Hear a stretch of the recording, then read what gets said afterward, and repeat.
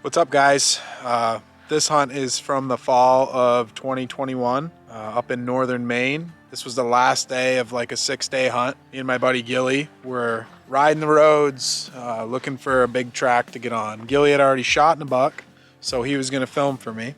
That morning, we were riding around looking for a big track to get on, and lo and behold, on our way out of this one road, I saw where some tracks went across the road, and it was tons of snow that morning. So we knew if we could just find a track, it'd probably be on, because it was it was very windy that morning, and we knew if we could just find one, we'd be in good shape.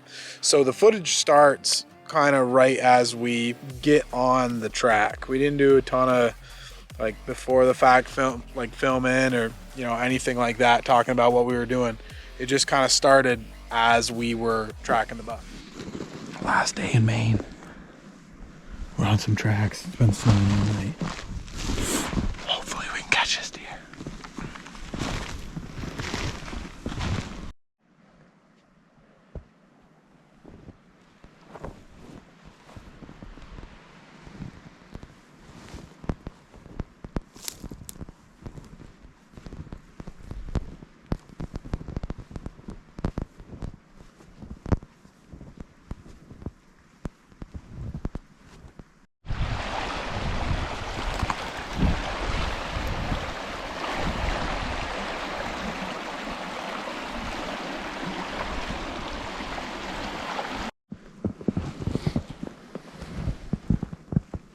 He's been running a doe down in the swamp. We're lucky we even cut his track today. He's a big one. Now that buck, he took us down into a bunch of big swamps. It looked like he was dogging does all around that area. Pretty easy to follow though. He was definitely the biggest track. He was a real good buck, like probably, well over the 200-pound mark if I had to guess. Just big, 4-finger track, everything you go up to Maine for.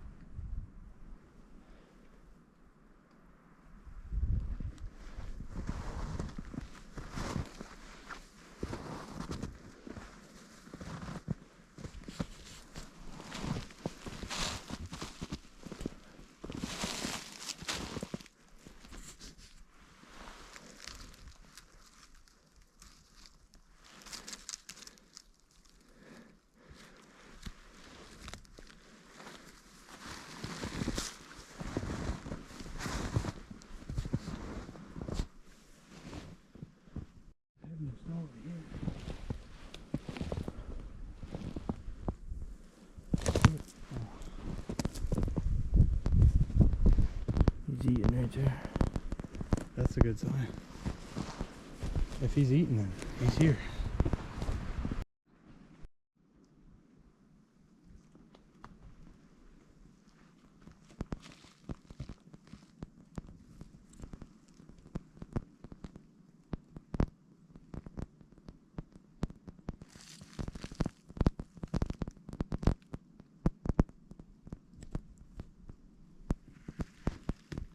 Looks like he bedded down right here for a minute.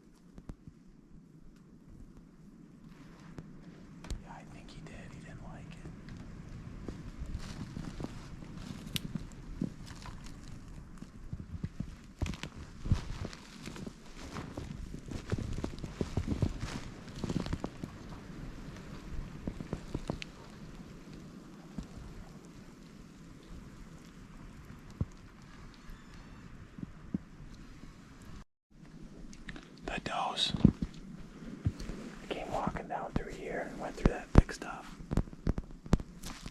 And the big buck that's chasing him went around it 'cause he's probably got a big rack.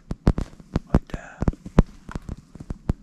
So, they're paralleling this road up here. I don't know why they want to be on top of this road so bad. But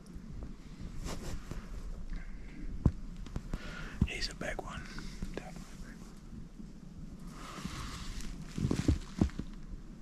So we had been on the buck for a few hours, and he started to feed real heavily after going through this brook. And Gilly and I kind of looked at each other, and we knew that he was going to be close.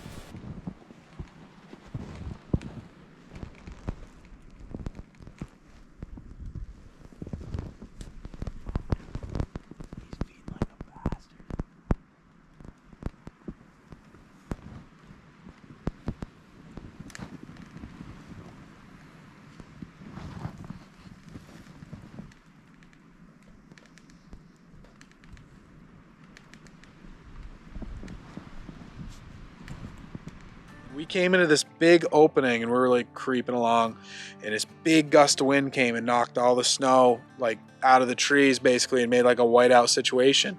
And Gilly and I ran right across that opening as quickly as we could because we figured, you know, we're getting close. Any ground we can gain without that buck seeing us, the better. And when we got across that clearing, I looked off to my right after the snow kind of settled and everything. And lo and behold, I see the back end of a deer.